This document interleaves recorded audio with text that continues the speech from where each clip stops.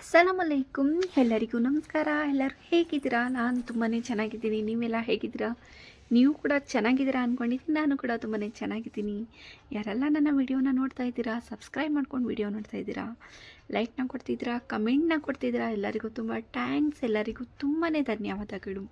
ಹೀಗೆ ನನಗೆ ಸಪೋರ್ಟ್ ಮಾಡಿ ಅಂತ ಹೇಳ್ತಾ, ಇವತ್ತಿನ ವಿಡಿಯೋ ಬಂದು ಯಾರಿಗೆಲ್ಲ ಸ್ವಂತ ಮನೆ ತಗೋಬೇಕು ಅಂತ ಆಸೆ ಇದೆ, ಅನ್ನಿಸ್ತಾ ಇದೆ, ಇಲ್ಲ ಐಡಿಯಾ ಹಾಕ್ಕೊಂಡಿದ್ದೀರಾ ಅಂತ ಹೇಳಿ ನನಗೆ ಕಮೆಂಟ್ ಮೂಲಕ.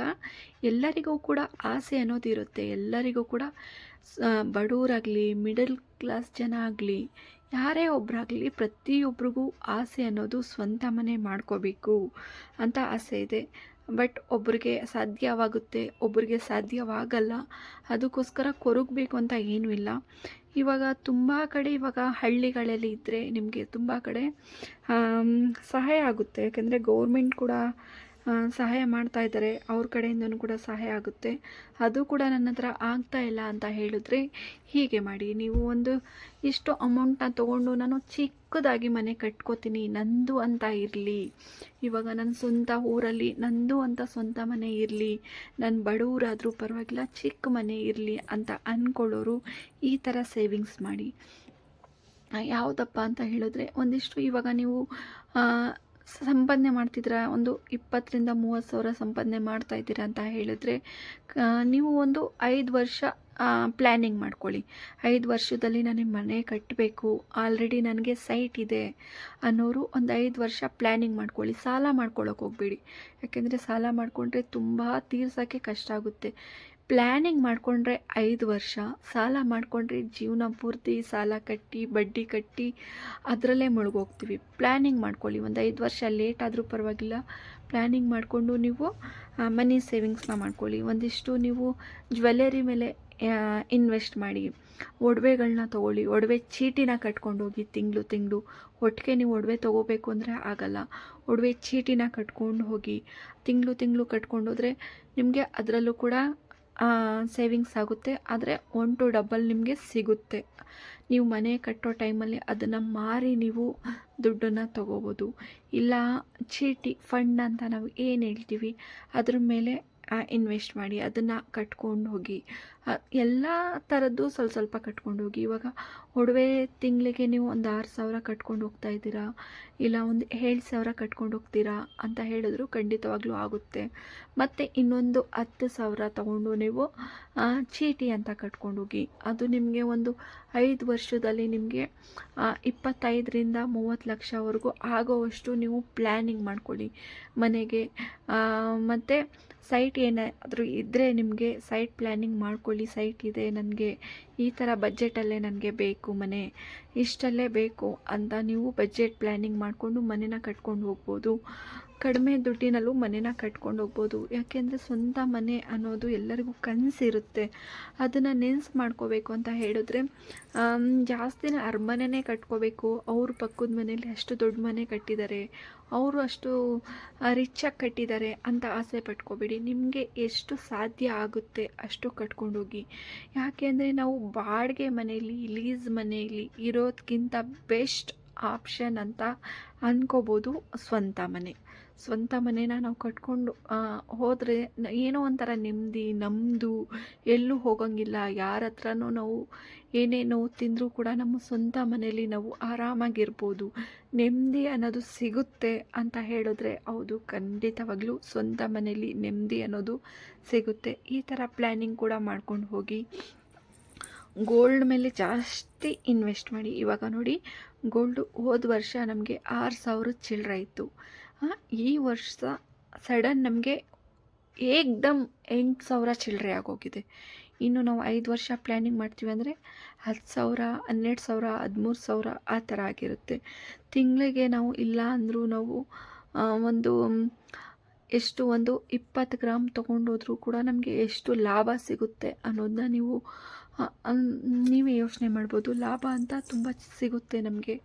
1 ಗ್ರಾಮ್ಗೂ ನಮಗೆ 4,000, 5,000 ಬಂದರೂ ಕೂಡ ಒಂದು 20 ಗ್ರಾಮ್ಗೆ ನಮಗೆ ಒಂದು ಲಕ್ಷ ಚಿಲ್ಲರೆ ಅಷ್ಟು ಸಿಗುತ್ತೆ. ಆ ಥರ ನಿಮಗೆ 1 to ಡಬಲ್ ಸೇವಿಂಗ್ಸ್ ಮಾಡ್ಕೊಂಡು ಹೋಗ್ಬೋದು. ಗೋಲ್ಡಲ್ಲಿ ಇನ್ವೆಸ್ಟ್ ಮಾಡಿ. ಹೆಚ್ಚು ನಾನು ಗೋಲ್ಡಲ್ಲಿ ಇನ್ವೆಸ್ಟ್ ಮಾಡೋಕ್ಕೆ ಹೇಳೋದು. ಯಾಕಂದರೆ ಗೋಲ್ಡನ್ ಬೆಲೆ ಏರ್ತಾ ಇದೆ, ಯಾವತ್ತೂ ಕೂಡ ಇಳಿಯಲ್ಲ.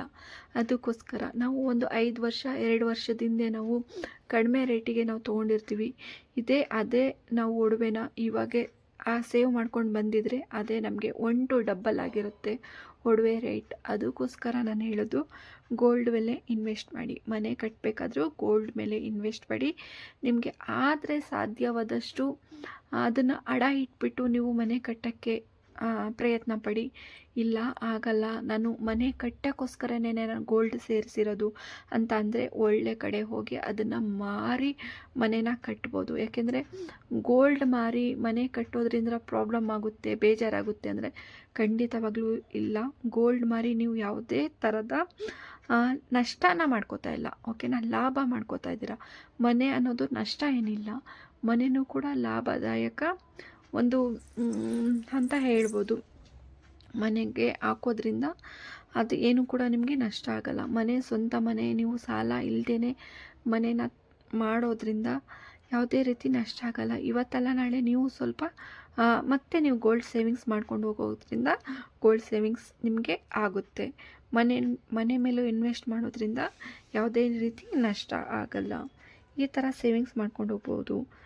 ಮತ್ತು ಇನ್ನು ಯಾವ ಥರ ಅಂತ ಹೇಳಿದ್ರೆ, ಏನಾದರೂ ನೀವು ಕಡಿಮೆ ಬಡ್ಡಿಲಿ ನಾನು ಇನ್ವೆಸ್ಟ್ ಮಾಡ್ಕೊಂಡು ಹೋಗ್ತೀನಿ ಅಂದರೆ FD, ಬ್ಯಾಂಕ್ಗಳಲ್ಲಿ, ಪೋಸ್ಟ್ ಆಫೀಸ್ಗಳಲ್ಲಿ RD ಆ ಥರನೂ ಕೂಡ ಸ್ವಲ್ಪ ಕಟ್ಕೊಂಡು ಹೋಗ್ಬೋದು.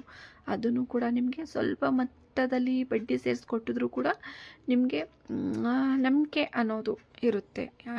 ಇವತ್ತಲ್ಲ ನಾಳೆ ನನಗೆ ಆರಾಮಾಗಿ ದುಡ್ಡು ಸಿಗುತ್ತೆ ಅನ್ನೋದಾದರೆ FD ಇಲ್ಲಾಂದರೆ RD ಅದನ್ನು ಕಟ್ಕೊಂಡು ಹೋಗ್ಬೋದು.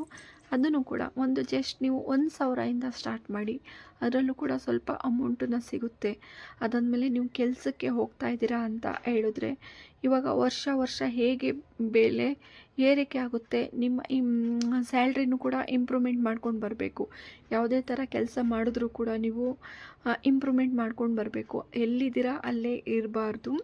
ಇಂಪ್ರೂವ್ಮೆಂಟ್ ಮಾಡ್ಕೊಂಡು ಬರೋದ್ರಿಂದ ಸ್ಯಾಲ್ರೀಸ್ ಸೇವಿಂಗ್ಸು ಕೂಡ ಸ್ವಲ್ಪ ಜಾಸ್ತಿ ಮಟ್ಟದಲ್ಲಿ ಇರಿಸ್ಕೋಬೋದು. ಇವಾಗ ನೀವು ಸ್ಯಾಲ್ರಿ ನಿಮಗೆ ಇಂಪ್ರೂವ್ಮೆಂಟ್ ಆದಮೇಲೆ ನೀವು ಅದೇ ನಾನು ಸೇವಿಂಗ್ಸ್ ಮಾಡ್ತೀನಿ ಅಂದರೆ ಆಗಲ್ಲ. ನಿಮ್ಮ ಸ್ಯಾಲ್ರಿ ಜಾಸ್ತಿ ಆಗಿದೆಯಾ, ಸೇವಿಂಗ್ಸು ಕೂಡ ಜಾಸ್ತಿ ಮಾಡ್ಕೊಂಡು ಬರಬೇಕು. ಏನಾದರೂ ಎಕ್ಸ್ಟ್ರಾ ಅಮೌಂಟ್ ಬೇರೆ ಕೆಲಸ ಮಾಡ್ತಾಯಿದ್ದೀನಿ, ಪಾರ್ಟ್ ಟೈಮ್ ಜಾಬ್ ಮಾಡ್ತಾಯಿದ್ದೀನಿ ಅಂತ ಹೇಳಿದ್ರೆ ಅದರಲ್ಲೂ ಕೂಡ ನೀವು ಸೇವಿಂಗ್ಸ್ ಮಾಡೋಕ್ಕೆ ಸ್ಟಾರ್ಟ್ ಮಾಡಬೇಕು. ಇವಾಗ ನಮ್ಮ ಕನಸು ಅನ್ನೋದನ್ನ ನಾವು ಪೂರೈಸ್ಕೋಬೇಕು ಅಂತ ಹೇಳಿದ್ರೆ ಕಷ್ಟ ಬೀಳಲೇಬೇಕು. ಒಂದು 5 ವರ್ಷ ಆದಮೇಲೆ ನಿಮಗೆ ನೆಮ್ಮದಿ ಅನ್ನೋದು ಸಿಗುತ್ತೆ. ಆರಾಮಾಗಿ ನಿಮ್ಮ ಮನೇಲಿ ನೀವು ಕೂಡ ಇರ್ಬೋದು. ಏನಾದರೂ ಜೀವನದಲ್ಲಿ ಸಾಧಿಸಬೇಕು ಅಂದರೆ ಜೀವನದಲ್ಲಿ ಹೋರಾಡಬೇಕು, ಕಷ್ಟ ಬೀಳಬೇಕು. ನಮ್ಮ ಬಡತನ ಮಿಡಲ್ ಕ್ಲಾಸ್ ಜನ ಅಂತ ಹೇಳಿದ್ರೆ ಕಷ್ಟನೇ ಬೀಳಬೇಕು. ಅಂದರೆ ಮುಂದೆ ಒಂದಿನ ನಮಗೆ ನೆಮ್ಮದಿ ಇರಬೇಕು ಅಂದರೆ ನಾವು ಖಂಡಿತವಾಗ್ಲೂ ಕಷ್ಟ ಬೀಳಲೇಬೇಕು. ಅದು ಇದು ದಾರಿ ಹಿಡಿದ್ರೆ ಖಂಡಿತವಾಗ್ಲೂ ಬೇಗ ಮುಂದುವರಿಬೋದು. ಆ ಥರ ನಮಗೆ ದಾರಿ ಬೇಡ, ಒಳ್ಳೆ ದಾರಿಯಿಂದನೇ ನಾವು ಮುಂದುವರಿಯೋದ ಅಂತ ಹೇಳಿ ಈ ಥರ ಎಲ್ಲ ಸೇವಿಂಗ್ಸ್ ಮಾಡಿ ನೀವು ಕೂಡ ಮನೆ ಕಟ್ಬೋದು. ಒಂದು 25ರಿಂದ 30 ಲಕ್ಷಲ್ಲಿ ಆರಾಮಾಗಿ ನಮ್ಮದಂತ ಪುಟ್ಟ ಮನೇನ ಚೆನ್ನಾಗಿಯೇ ಕಟ್ಕೋಬೋದಾಗ್ಬೋದು. ಆ ಥರ ಸೇವಿಂಗ್ಸ್ ಮಾಡ್ಕೊಳ್ಳಿ. ಇಷ್ಟು ದುಡ್ಡು ನನಗೆ ಬೇಕು, ಇಷ್ಟು ದುಡ್ಡಲ್ಲಿ ನಾನು ಸೇವಿಂಗ್ಸ್ ಮಾಡ್ತಾಯಿದ್ದೀನಿ ಅಂದರೆ ಖಂಡಿತವಾಗ್ಲೂ ಮಾಡ್ಕೊಂಡು ಹೋಗಿ. ನಾಳೆ ಇನ್ನೊಂದು ವಿಡಿಯೋದೊಂದಿಗೆ ಬರ್ತೀನಿ.